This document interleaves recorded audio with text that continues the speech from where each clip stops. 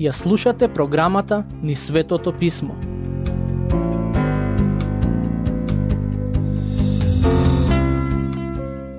Драги пријатели, продолжуваме со обработка на Евангелието според Матеј. Денес доаѓаме до крајот на родословието на Исус Христос, кое е запишано на самиот почеток од ова Евангелие. Верувам дека минатиот пат забележавте колку е интересно ова родословие од многу аспекти. Истото завршува со стих 16, каде пишува: Јаков го роди Јосиф, мажот на Марија, од кој се роди Исус, наречен Христос. Зборот роди се користи многу често во ова родословие, почнувајќи од стих 2, каде пишува дека Авраам го роди Исак, се до стих 16, каде пишува дека Јаков го роди Јосиф. Патем, кога например пишува дека Авраам го роди Исак, тоа е начин на кој Матеј сака да каже дека Исак е потомок на Авраам. Но, забележете дека во стих 16 не пишува дека Јосиф го роди Исус, наречен Христос. Уште од самиот почеток, Матеј јасно ни кажува дека Исус не е биолошкиот потомок на Јосиф. Јосиф беше сопруг на Марија, но не и татко на Исус. Матеј не сака да имаме каков било сомнеш по однос на ова прашање. Што значи тоа дека Јосиф беше сопруг на Марија, но не и татко на нејзиното дете? Во останатиот дел од оваа глава, Матеј ни го дава одговорот и ни кажува како целата оваа ситуација е всушност исполнување на старозаветно пророштво. Ако го читате Евангелието според Лука, ќе забележите дека како и Матеј, така и Лука пишува за девственото раѓање на Исус Христос. Патем, Лука беше доктор по професија, што значи дека не беше тип на човек што би пишувал за девствено раѓање ако не беше убеден дека тоа навистина се случило. Како и минатиот пат, и сега сакам да напоменам дека многу е тешко некој да негира дека девственото раѓање е запишано во Библијата. Ако не сакате да верувате дека девица може да роди дете како резултат на чудо дадено од Бог, тоа е ваша работа. Но секое негирање дека такво чудо е запишано во Библијата е резултат на незнаење. Некои луѓе велат дека Исус не се родил од девица. На таквите им велам: кои се изворите од кои ја црпите таа информација? Во кој документ е тоа запишано за да можеме да ги споредиме со Библијата и да видиме кој извор ја кажува вистината? Често луѓето доаѓаат до таков заклучок како резултат на нивни лични размислувања и логики, но мислам дека аргументот "тоа нема шанси да се случи" не е доволен во вакви случаи, бидејќи кога зборуваме за девственото раѓање, ние не зборуваме за нешто што секојдневно се случува, туку за чудо. За жал, на Западот има многу богословски факултети што се либерални во однос на своите верувања. И се места каде што навидум се поучува Библијата, но професорите, па дури и студентите на тие образовни институции ги негираат чудата. Лесно е да се негира и критикува нешто што не сте го виделе. Но кога станува збор за оваа тема, сакам да кажам дека оние што го негираат девственото раѓање, тоа не го прават врз основа на некој документ од првиот век, во кој пишува дека Исус не се родил од девица и дека чудото околу неговото раѓање е измама, туку носат заклучоци врз основа на своите размислувања. Секој треба да си одлучи според кој стандард ќе се води во животот. Бог не ни вели дека не треба да размислуваме или просудуваме. Бог не бара од нас да го фрлиме разумот во корпа за отпадоци. Но, од друга страна, не можеме Божјото дејствување постојано да го гледаме низ призмата на разумот, бидејќи некогаш Бог ќе направи нешто што не само што не го очекуваме, туку и не можеме да го разбереме. Продолжуваме со читање на текстот. Во стих 17 имаме кратко објаснување за родословието на Исус. Таму се вели: И така, сите родови од Авраам до Давид се 14, и од Давид до преселувањето во Вавилон се 14 родови. а и од преселувањето Вавилонско до Христос, Родови 14. Минатиот пат видовме дека Матеј има изоставено некои од личностите што се дел од родословието на Исус. Зошто ги изостави? Сигурно има и други причини, но една од причините е за да може да ни представи 3 групи од по 14 личности. Во следните стихови Матеј ќе ни даде објаснување на стих 16, во кој Јосиф не е представен како татко на Исус. Слушнете што пишува во стих 18. А раѓањето на Исус Христос стана вака. По свршувачката на мајка му Марија за Јосиф, уште пред да заживеат во заедница, се виде дека е тешка од Светиот Дух. Стихот започнува со зборовите, а раѓањето на Исус Христос стана вака. По свршувачката на мајка му Марија за Јосиф, значи тие на некој начин беа верени, уште пред да заживеат во заедница, што значи дека се уште живееа одвоено. Се виде дека е тешка, патем зборот тешка е исто што и бремена, од Светиот Дух. Неверојатна изјава од страна на Матеј. Докторот Лука во неговото Евангелие во детали објаснува што значи тоа.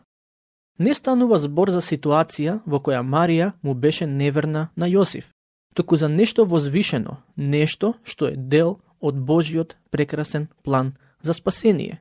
Стих 19. А Јосиф, нејзиниот маж, бидејќи беше праведен, не сакаше да ја посрами и намисли тајно да ја напушти. Мојсеевиот закон беше многу конкретен. Во однос на оваа тема, вели дека ако една жена му била неверна на својот сопруг, таа треба да биде каменувана до смрт. Тоа е навистина строга мерка. Но Јосиф беше многу доблесен човек. Би сакал да има време повеќе да зборувам за него. Во Евангелијата многу читаме за Марија, дека Бог ја избра и дека самата таа беше неверојатна жена. Никогаш не треба да го заборавиме тоа, дека таа е личноста што Бог ја одбра за Божиот син да дојде на овој свет преку неа. Ако Бог ја одбрал за таква задача, тогаш таа сигурно ја заслужува нашата почит. Но Јосиф беше многу добар човек. Бог не прави грешки кога ги бира луѓето и не направи грешка и со Јосиф. Да беше некој друг на негово место, можеби веднаш ќе ја пријавеше Марија и старешините и религиозните водачи ќе ја каменуваа до смрт. Но Јосиф не беше таков човек. Тој беше кроток по природа. Ја сакаше Марија и затоа немаше намера на каков било начин да ја наштети, иако се чувствуваше изневерен. Стих 20. Но штом помисли така, ангел Господов му се јави на сон и рече: Јосифе, сине Давидов, не плаши се да ја земеш Марија, својата жена, зашто зачнатото во неа е од Светиот Дух. Ако Јосиф ја оставеше Марија, тоа навистина ќе беше тежок удар за неа. За да го спречи тоа сценарио, Господ прати ангел кај Јосиф, за да му објасни што всушност се случува. Слушнете што му рече во стих 21. Таа ќе роди син и ќе му ставиш име Исус, зашто тој ќе го спаси народот свој од неговите гревови. Името Исус значи спасител и Јосиф му го даде тоа име, бидејќи тој ќе го спаси народот свој од неговите гревови. Но, забележете што пишува Матеј во стих 22. А сето тоа стана за да се исполни кажаното од Господ преку пророкот кој вели. Со други зборови, спомнувајќи го овој стих од старозаветното пророштво, Матеј всушност сака да им се обрати на израелците и да им каже дека токму Исус е оној кој со векови наназад беше навестуван и очекуван. Патем, во Стариот Завет има околу 300 пророштва што се исполнија преку првото Христово доаѓање. Не знам колку од тие пророштва се наоѓаат во Евангелието според Матеј, но знам дека тој го цитира Стариот Завет повеќе од сите останати евангелисти заедно. Ми се чини дека неговата главна цел преку ова Евангелие не е само да даде опис на животот на Исус, туку и да го представи Исус како исполнување на старозаветните пророштва за Месијата. Во стих 22 вели дека сето ова се случи за да се исполни кажаното од пророкот. За кое пророштво станува збор? Стих 23 го дава одговорот. И ете, девица ќе зачне во утробата своја и ќе роди син, и ќе го наречат Емануел, што значи со нас е Бог. Сакам да обрнете внимание на овие зборови што ги прочитавме, бидејќи се исклучително важни. Ова што ќе го кажам сега може да ви звучи како божикна беседа, но морам да го споделам со вас, бидејќи текстот е со таква тематика. Либералните, така наречени христијани, ја отфрлаат можноста за девствено раѓање на Исус Христос. Некои од нив велат дека и самата Библија не го поучува девственото раѓање. За жал, некои англиски преводи на Библијата ја следат либералната логика и одат во насока на негирање на девственото раѓање. Овие стихови, кои што туку ги прочитав, се всушност цитат од книгата на пророк Исаија, глава 7, стих 14, каде се вели: зашто самиот Господ ќе ви даде доказ. Ете, девица ќе зачне и ќе роди син и ќе му го дадат името Емануел. Во некои англиски преводи, наместо зборот девица, се користи зборот млада жена. Тоа е погрешен превод на зборовите на пророкот Исаија. Оние што користат млада жена наместо девица, всушност сакаат да ја отврлат можноста за чудото на девственото раѓање. Би сакал малку да елаборирам на оваа тема, бидејќи не сакам да бидете во опасност од паѓање во истата замка како луѓето што ја направија оваа грешка. Еврејскиот збор во пророштвото на Исаја е Алмах. Гесениус е еден од најдобрите познавачи на еврејскиот јазик во 20 век и има напишано многу добар лексикон за еврејскиот јазик. Кога нему му бил даден овој збор за толкување, тој рекол дека неговото првично значење е девица, но може да се промени и во млада жена. Причината поради која го рекол тоа е бидејќи не верувал во девственото раѓање и затоа сметал дека е подобро да се користи изразот млада жена. Како резултат на тоа, некои англиски преводи го користат тој опис наместо зборот девица. Но, ајде да ја погледнеме ситуацијата од друга страна. Да размислиме за контекстот на пророштвото, дадено од страна на Исаија. Истото е кажано во времето кога Ахаз беше цар. Тој беше еден од оние цареви што правеа зло во Божите очи. Бог го испрати Исаја кај Ахаз, но Ахаз не сакаше да ја слушне неговата порака. Во стиховите 10 до 13 од глава 7 пишува: И продолжи Господ да му говори на Ахаз и му рече: барај за себе знак од Господ, твојот Бог. Барај или во длабочините, или во височините. Но Ахаз рече: нема да барам и нема да го искушувам Господа. Да го објаснам контекстот. Бог му кажа на Исаја да се сретне со царот Ахаз и пророкот го стори тоа. Бог преку Исаја му кажа на царот дека ќе му даде победа над непријателите. Но Ахаз како да не веруваше целосно во таа порака. За да го потврди своето ветување, Бог му рече на Ахаз да побара некаков знак. Но Ахаз сакаше да глуми побожен и рече: не, нема шанси јас да барам знак. Не ми паѓа ни на крај памет да го искушувам Господ. Како одговор на тоа, Исаја рече: Бог ќе ти даде знак, без разлика дали ќе го побараш или не. Тој знак нема да е само за тебе, туку за целиот Давидов дом. Кој беше знакот? Пророштвото што гласи: зашто самиот Господ ќе ви даде доказ. Ете, девица ќе зачне и ќе роди син и ќе му го дадат името Емануел. Ако млада жена родеше дете, тогаш каков знак е тоа? Зарем не се случува тоа секој ден? Млади жени да раѓаат деца. Но, Од друга страна, ако девица роди син, тогаш тоа е некаков знак, бидејќи станува збор за чудо. Некој можеби ќе реплицира и ќе рече: чекај малку сега. Можеби овој збор може да се преведе како млада жена. Можеби може, но истиот овој збор се појавува уште на неколку други места во Стариот Завет. И во секој од тие случаи е преведен како девица.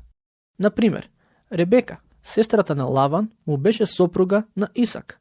Во писмото за неа се вели дека била девица, дека никогаш не спиела со маж. Зборот преведен како девица е токму Алмах. Навистина не би сакал да им бидам во кожа на оние што ја порекнуваат вистинитоста на девственото раѓање, во моментот кога ќе се појават пред Божиот Син на судниот ден. Сигурен сум дека сите тие ќе се покајат за се погрешно што кажале за него. Не знам кој е вашиот став по однос на ова прашање, но писмото јасно вели дека девица ќе роди син.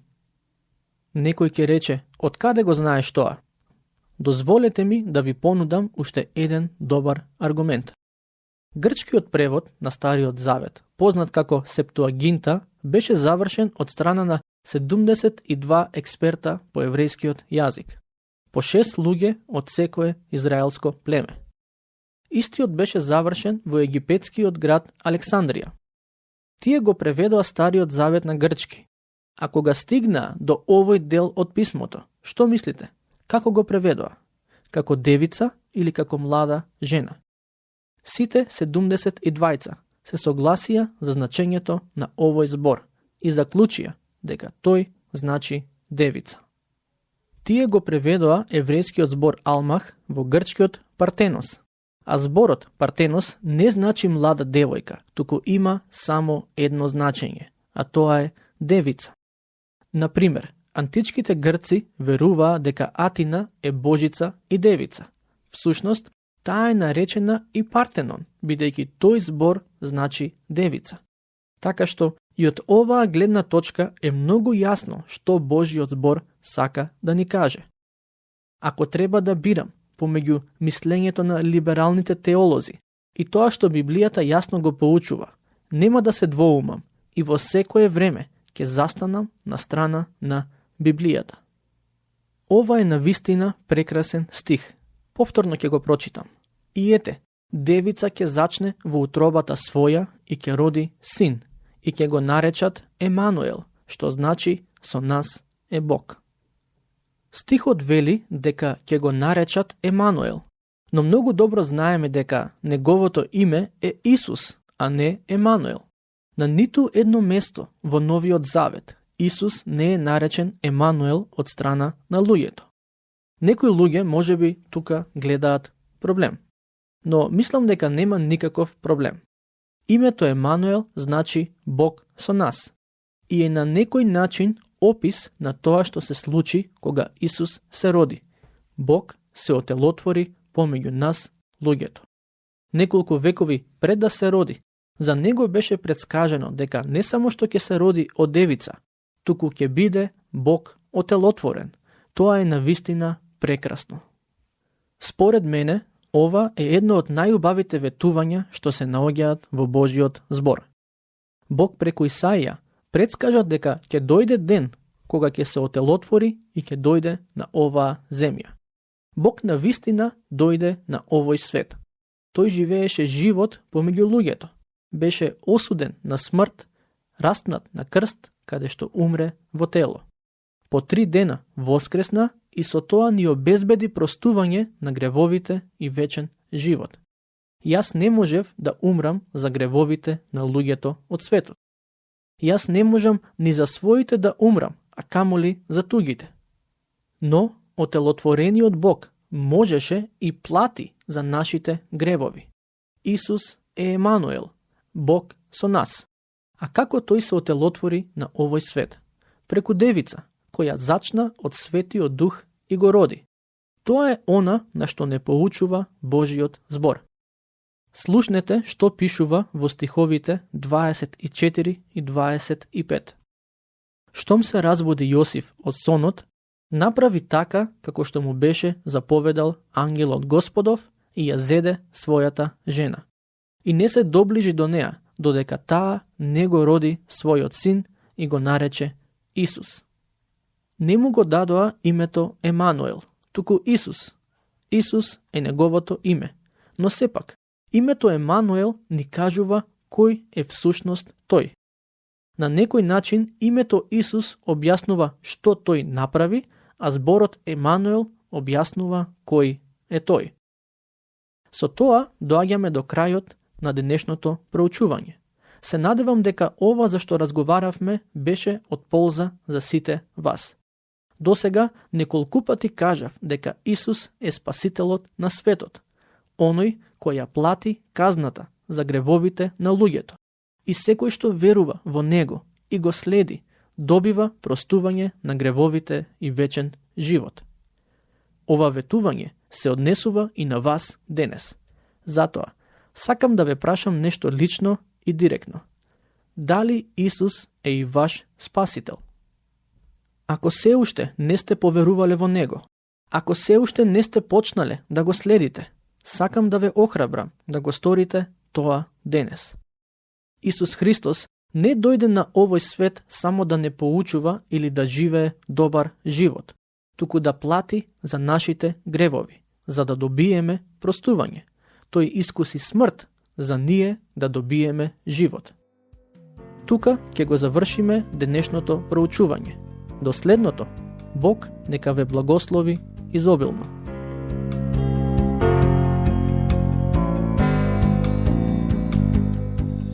Слушнавте епизода од програмата Низ Светото Писмо. Можете да не слушате и преку мобилна апликација на нашиот YouTube канал и на подкаст платформите како што се Apple и Spotify. Ако ви се допаѓаат нашите епизоди, споделете ги и препорачајте ги на вашите пријатели. Бидете слободни да ни оставите свој коментар или да ни пишете на нашата имейл адреса nizsvetotopисmo@gmail.com. Следете ги нашите страни Низ Светото Писмо на Facebook и Instagram. Епизодите од оваа серија можете да ги најдете и на нашата веб страна ttb.twr.org.